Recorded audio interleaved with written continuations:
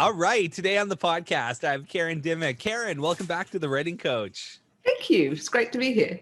Well, it's so funny. We were just talking a bit about the pandemic, and it's been almost a year. I mean, next month it'll have been a year, and I feel like it's just this lost year because when I think about last time we talked, it was the Writers Craft Summit.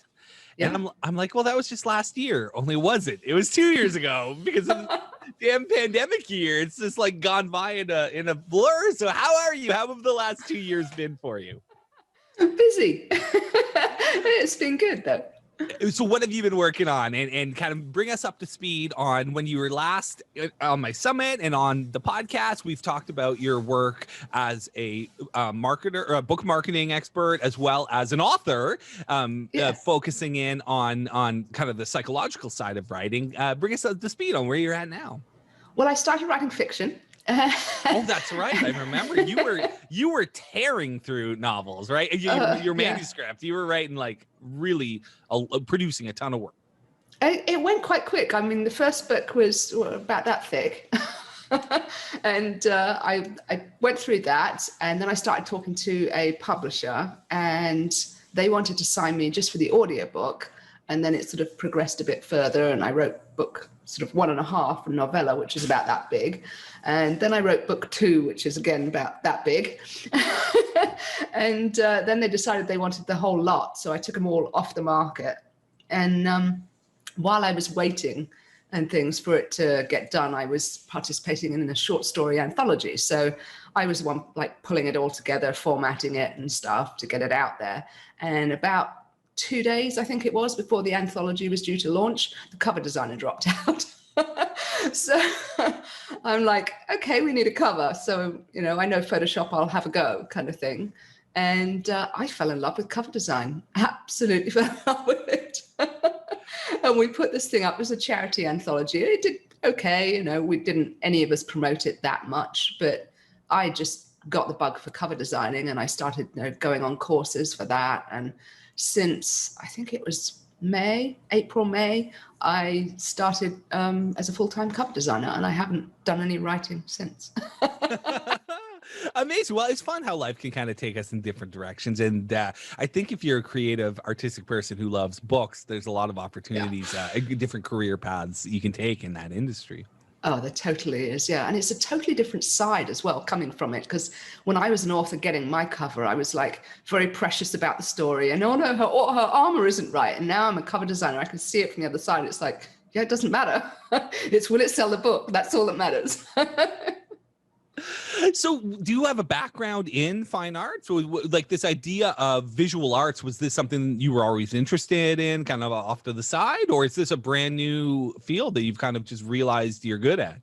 It's a brand new field for me. I wasn't that great at art at school. And really, I grew up in Asia, so you're pushed down the, medical science route. So that was the kind of route I went at high school and things. So I didn't really do any art, but I've always enjoyed fantasy art. And so when I sort of started to realize that actually I could do this, and I was actually pretty decent at it. And then by the time I got some courses and started to learn more of the intricacies, I've, really, really starting to enjoy it. So, well, you alluded to this idea that the writer has a certain vision of their cover and how it should look, but that the goal should actually be to sell the book. So who's a cover for, really? Let me know who you're thinking about when you're designing a cover. Are you thinking about the writer, or I'm guessing more the audience? Well, there's actually 3 camps of people. You've got the writer, you've got their fans, the readers, and you've got the people who are yet to discover them.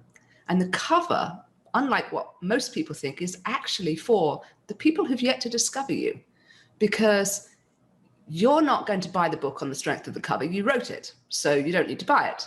Your fans are probably not going to buy it on the strength of the cover. They like your story. They're going to want to read the next one you write. So the people who are going to buy it on the strength of the cover are the people who've never heard of you, don't really know anything about you, but, oh, that looks like an interesting story. So that is actually who the cover's for. That's where you get new people in that you've never heard of, that have never heard of you, and you do it on the strength of that cover, followed by obviously the rest of it, like the blurb and things, once you get to the page, but the cover is what gets you to that page. When you're working with a client, do you have to educate authors on this idea? Do you ever have to walk them through this process? Yeah. Oh, yes. I have so many authors who like, well, I want this on the cover and this on the cover and this on the cover. And I'm like, no, one concept, one thing, because when you're at thumbnail, which is when those readers or potential readers see you for the first time, it cannot be so busy that they go, oh, I don't know what that's about, and pass by. It's got to have one idea and really clearly executed, because that's what draws them in. I've heard concepts that it should also work in black and white. Can you talk a little bit about why someone might recommend that? Well, you've got a subset of readers like me who read on a paper white and everything is black and white. And when you reach the end of the book, you've got I don't know, 5, 6, whatever covers it is that are looking at you for your next purchase, and they're all in black and white. So if your cover doesn't work in black and white, they won't buy it. It's as simple as that. So you've got to have your cover work in black and white. What makes a good cover? How does one know whether the cover they have for their book is good or not? Well, the first thing I look for is, can you see, especially if it's a person cover, a character-based cover, can you see the outline of the person, at least sort of shoulders up? Because we as humans, we work by shapes. We recognize shapes and we associate them with a symbol, which is why we get things like stick figures. That's a human to us, and we associate with that. And the thing that we most like as a human is another human. So seeing a human on a cover is very, very attractive. The trouble is if you have a dark armor, so you've got a dark human and you put him on a dark background, you can't tell at a thumbnail that that's a human. It just looks like a dark blob. So the best covers are going to be ones you can actually see what's going on. You can associate the fact that it's a human, or in the case of epic fantasy, it's a beautiful, I don't know, vista, castle, whatever it is. But you can see the things that the designer is needing you to see to show what genre the book is, and the fact that it's a pleasing shape. And you don't have to think, well, does that limb belong to that creature, or is it, it's obvious what it is at first glance. And they're like, oh, that's nice. I'd like to know more about that, rather than, oh, that's confusing, I'm passing by. Something I think a mistake some authors make is, I think movie posters, we think of like Star Wars or Harry Potter, these posters with like a bunch of different faces or images from the film collaged together. And then they think, oh, that's what my book cover should look like. But obviously a film poster is meant to be displayed in this huge giant shape, whereas a book is much smaller. So I think, do you think perhaps that's why people go down that road of these way too busy covers with too much going on? I think that's part of it, yeah, because you do see all these, sort of layers of characters. But like you said, it's nearly as tall as I am. And your book cover is that size when they first see it. And but I think the other thing is the author is so close to the story that they want to get across the things that they see as important. And they're important for the story, but they're not necessarily important for the potential reader who's never heard of you. Because all they want to know is, am I going to like this story? They don't need to know that that rune means this, and I'm talking about the mistakes I made, and that she's got armor on her legs and things, because you don't want the focus down there. You want the focus up where you want, and that one focal point. So you have to take the story with a kind of like grain of salt. Of like, yes, you want to get across what's important to the author, but you equally, more importantly, want to get across what the genre is and whether those non-fans, the people who've never heard of you, will associate your story from that cover with a story they like in the same genre, and therefore think, oh, they might enjoy that. I'll try it. Yeah, I think as a writer, you live in a world of details, right? And sometimes it's hard to let go of those details. Oh, totally is. I know that the cover of my second book, Economy of Fear, my first book was just a picture of a book with a hand coming out. There was no human face. And by the time my second book had come out, I'd heard what you already alluded to. We like to see human faces. We do. And so I wanted to get an angry teenage boy on my cover. And that's all that really mattered, right? Angry boy, to tell the reader, this is a book with a teenage boy in it. But in my mind, I'm like, is that what that character really looks like? What color would his hair be? But it's like, at some point you got to let go. And it's like, angry teenage boy is what matters, not the length of his hair or the color of his eyes or whatever, right? Yeah. Oh, it totally is. Yeah, you've just got to get that genre expectation across. And I've had authors come and say, but he's got an earring in his left ear. I'm like, okay, 1 pixel by 1 pixel. Dot, there's the earring. Right. You're not going to see it, but okay. No one's ever going to notice it except for the author, but it's there. Yeah. Well, you alluded to character covers. That's what we were just kind of talking about. Yes. But are there other different types of covers? Yeah, there's actually 4 different types of covers. There's the character focused cover, which you've got 1, maybe more, 3 or 4 even characters that are decent size so that you can see their face, their details, whatever it is about them. You can tell that the characters are the focus. You've got sort of landscape focus covers, and these are more epic fantasy, where you see this beautiful sweeping vistas and a tiny little sort of representation of a person with a massive castle or mountains and things. And it's more about that view and bringing you into the world, which is what a lot of epic fantasy is like. Then you've also got what's called symbol covers. So you have like a genie's lamp or whatever, and the rest is just nondescript on it, or a dagger or something like that. And again, they can work for fantasy, they can work for anything. They are harder to get across what I call the genre cues. So the things that the readers are looking for to, show that, yes, it's that genre, but they do exist, and, they do quite well. And then lastly, you've got text covers, and some genres do better with these, some, do worse, but they are where the text is the focus, and there's very minimal amounts of images around it to kind of bring it together. So they're the 4 types. Let's talk about text a bit and font. Because Yeah. I mean, I think this is a whole mysterious world. Everything in life is like 1,000 times more complicated than you think on the surface. And I think like fonts is one of those. You can go down this rabbit hole of fonts. And so as a cover designer, this is, I suspect an area you really become an expert in. Can you talk a bit about this world of fonts and how this ties into cover design? Well, some fonts, and I'm sure you'll know this when you look at them, they just make you think fantasy or sci-fi or horror or whatever the genre is. And so you have to get the right match of the font for the genre of the cover, and for, the match between the font and the artwork. It's basically 2 pieces, and you've got 2 focal points. One is the focal point of the artwork and one is the title. And you've got to make them play together well enough that it looks like one whole piece. And the choice of font plays heavily into that, as does the styling on the font. If you do it too much, then you sort of lose the focus as much on the artwork. And if you do it not enough, you kind of lose the focus on the title, and so on. And the other thing you've got to think of with fonts is readability. I mean, again, you've got thumbnail. You want to be able to read at least roughly the title. Some titles you can't quite read, and it's not a desperate problem to not be able to read the title, because you do in the Amazon listing have it next to it, but it is something I always try and strive for, because I think it adds something to the cover when you can actually read that. One of the things you've got to be careful of is if you've got, say, white font, don't put it on a pale background, because again, you can't read it, especially in black and white. So you always want to have that balance of like dark against light or light against dark. And that will play into, which fonts you pick, because again, super skinny fonts, they're going to be very, very difficult to read when they're at thumbnail. So again, kind of continuing this idea of fonts, but also images, as an author, I'm not an expert in this stuff, but I'm somewhat familiar that there's issues pertaining to licensing, fonts, though you're buying a font, your ability to use a font, your ability to use an image in certain ways.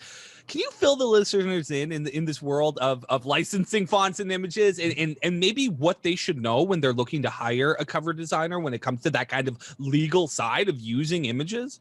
Yeah, sure. First off, I'm not a lawyer. What you need to be aware of is every image has some kind of license. And if you buy something from, say, Deposit Photos, Shutterstock, any of those big sites, they will have a license that will tell you how you can use it. And invariably, what I do is I buy the standard license from Deposit Photos, which is where I buy most of mine. And they tell you that you can use it for like ebooks and things like that, and print books and so on. And you can't use it for things like merchandising, like t-shirts and things. Then you need the extended license. And it'll tell you all the details in the license if you need to read it and stuff. And it is the same with fonts. Some of them will be commercial use, okay. Some of them will be, you can use it up to, 1,000 printed copies and things. So you have to be very aware as the designer and the author what the licenses are and what you can and can't do. But the biggest thing you want to avoid is picking photos from a free stock site like, Pixabay or I can't think of the others, but there's a whole bunch of them out there. Don't use ones from there, because if you do, you run the risk that someone uploaded one that they shouldn't have and they didn't check, and you're now on the hook. And I have seen people, actually not in the cover design world, but in the website world, I've seen people who've used an image that they downloaded from a free site, and they got a letter saying that they owed the person 10 grand. And they came in, they hired a lawyer, they got it down to 3 grand with the, sort of understanding that they take it off their website and so on. It is serious business. So use stuff that is licensed, and the same with fonts. Don't just download one that's free for personal use, Make sure that you buy your fonts and you buy them with a license that allows you to use them how you want to use them. Makes sense. So, when someone is looking for a cover designer, what sort of things should they be looking for? Because clearly someone who knows about this stuff is someone, but what else? I'm a new author. I want to find a cover designer for my book. What's my little checklist of things I should be looking for to know this cover designer or someone I want to work with? Well, the first thing I'd look for is, do they have a website? Because if they've invested in a website, that means they're serious. They're not going to disappear on you at book 2 and you realize you've got the rest of the series to go. So find out they've got a website. On that website will be a portfolio. Start looking through their portfolio and make sure that they've designed in the genre you're writing in. Because if you're writing in fantasy and they've got a whole bunch of post-apocalyptic, horror, thriller, romance, then you don't know that they can actually do a fantasy cover. So make sure that they've got covers that are in the genre you're writing. Make sure that you like their covers, because frankly, what you're seeing in their portfolio is the standard that you're going to get. So if you don't like it now, you're not going to like what they do for you either. So make sure that you do like that. Next, make sure they've got some terms and conditions that say that they use licensed images and fonts, because you don't want to go down that road. And then ask around, is there testimonials on the site that you can read? Do people say they like working with them? If there's no testimonials, maybe, go to the next one. And then start asking your author friends as well, who else designs in that genre that you like. And when you come to actually picking your designer, they should be sending you a questionnaire. And one of the things I always ask in my questionnaire, and I think a lot of people do, is what books in your genre do you like? Cut the covers off, and what do you like about them? What don't you like about them? Because then that's going to give them a much deeper understanding of what it is you're after. It's so interesting. It seems like almost every single aspect of cover design comes back to genre. Totally. It is 100% genre. As an indie author, traditional publishing is different. They have license to do more than we can. But as an indie author, especially a new one, the way people will find you is if they think your book fits into the genre and that they might like it. That's the only way. And it is communicated via your cover, to begin with. Okay, your blurb will do a lot of the work of the sale, but if they don't like your cover, they'll never see your blurb. So they've got to like that cover, and they've got to tell them what genre it is.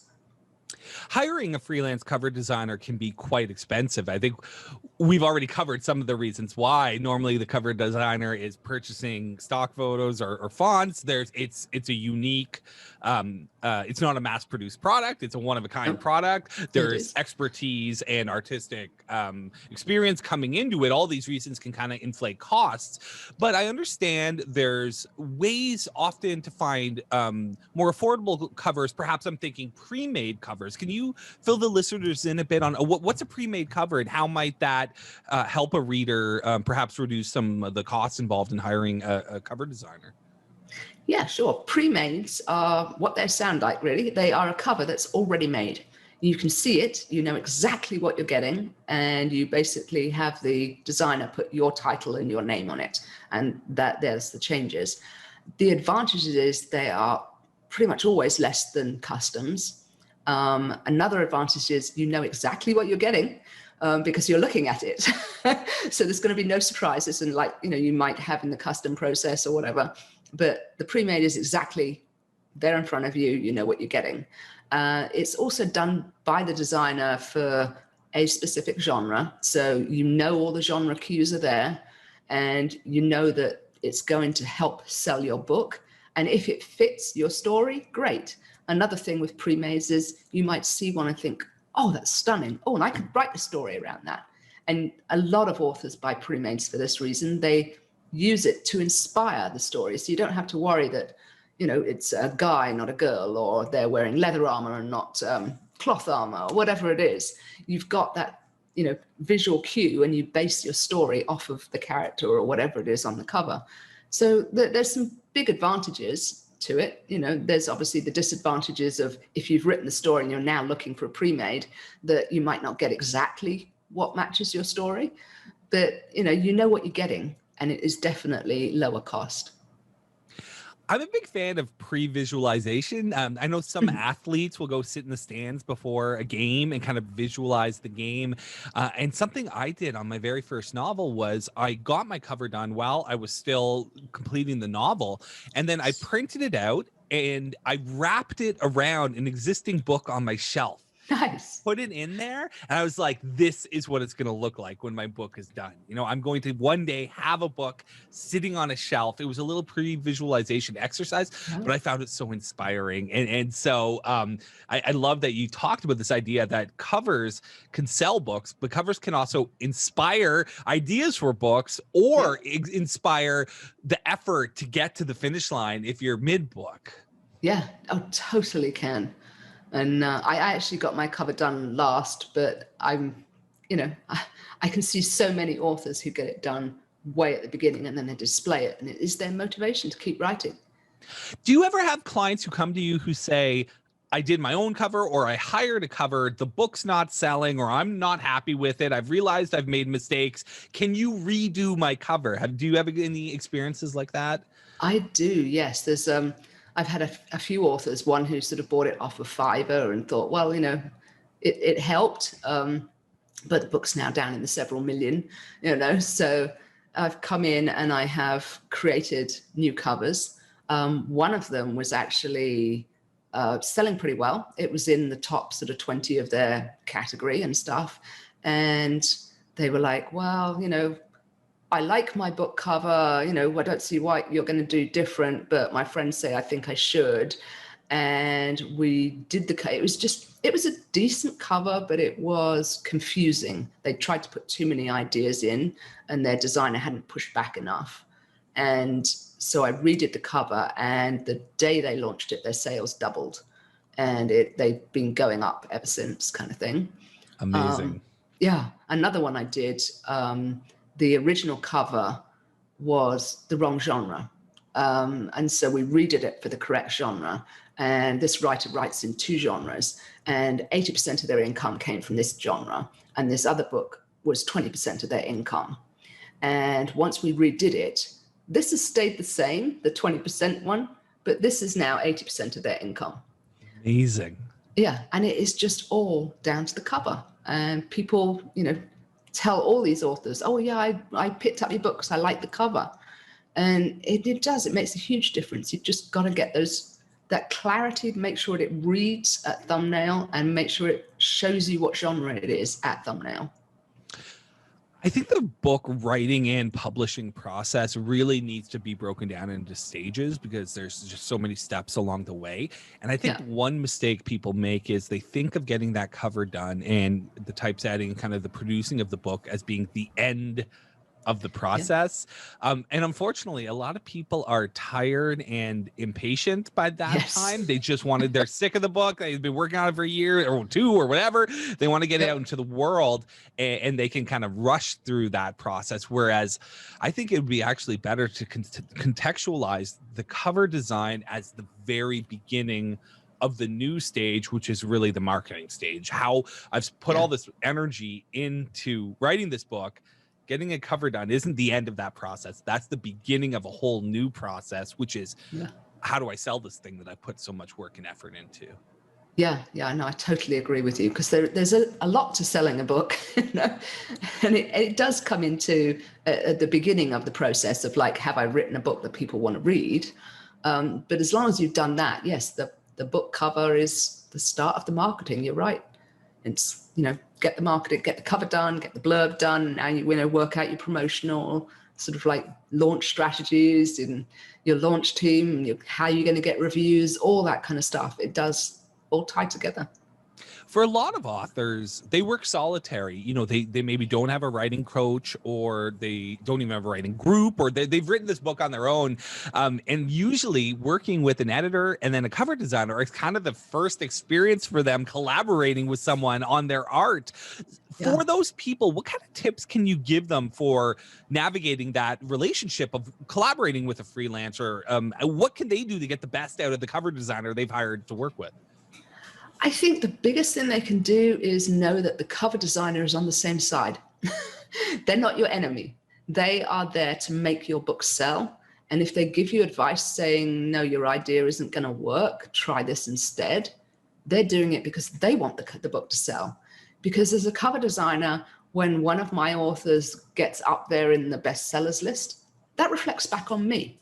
So if nothing else, look at it as that way. But the cover designer really is on your side. They want the best for this book. They want to sell, and they want to see it do well. So they're not going to give you bad advice unless, they don't know what they're doing, in which case, think better when hiring kind of thing. Don't hire someone from Fiverr who doesn't understand the genre. If you've done your research, they've designed covers in that genre, they understand the genre. So they are on your side. They are wanting to make your book sell. And just because your character now has brown boots because they stand out better on the dark, or they don't stand out rather on the dark ground because you don't want the focus down there, but your character in the book has white boots, it's okay. Your readers and your fans are not going to read your book and come back and go, I want my money back. Your character had different color boots. It just isn't going to happen. They either love your story or they don't love your story, and they're not going to associate it with, oh, well, I bought the book under false pretenses because it had different armor and things. So the designer is there to help you, as is the editor, to make your book better and make it sell and make you money, which will, pay you back for what you're doing so you can do another one.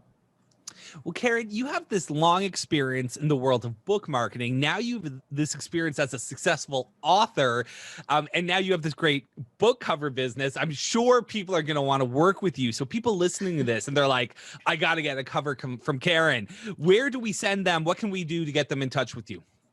My website is arcanecovers.com. So I'm all about the magic. I do fantasy and sci-fi and all the subgenres of, including PNR. And I steer clear of thrillers and cozies and contemporary romance and horror and that sort of stuff. So I know what genres I'm good at, and I focus on those genres exclusively. So. Fantastic. Well, any final thoughts for the listeners? Anything they should know about what's going on in your world, or any final book cover tips for them? Final book cover tips. You pay for what you get, basically. Find the right designer for you in the genre, and work out what your budget is and get the best for that budget. Don't cheap out on it, because I've seen people, even with people who didn't cheap out and they bought a $200 cover, And they've then come back to me and had it recovered. And yeah, get the right one the first time. It will save you money. It will save you money, and it's going to be And it sitting will on your make you money. shelf for the rest of your life too, right? You're going to be looking at that image for a very long time. So spend the money to get the great one that you really love. Yeah. And it could be the difference between you becoming a full-time writer and not, because if the book sinks because the cover doesn't work, it's actually not your fault of your writing, you know? It's just, you know, you've got to get the right cover. Well, Karen, it's always a pleasure to speak with you. Thank you so much for coming back and speaking with me again on the Writing Coach podcast. And thank you for having me again. It was great fun.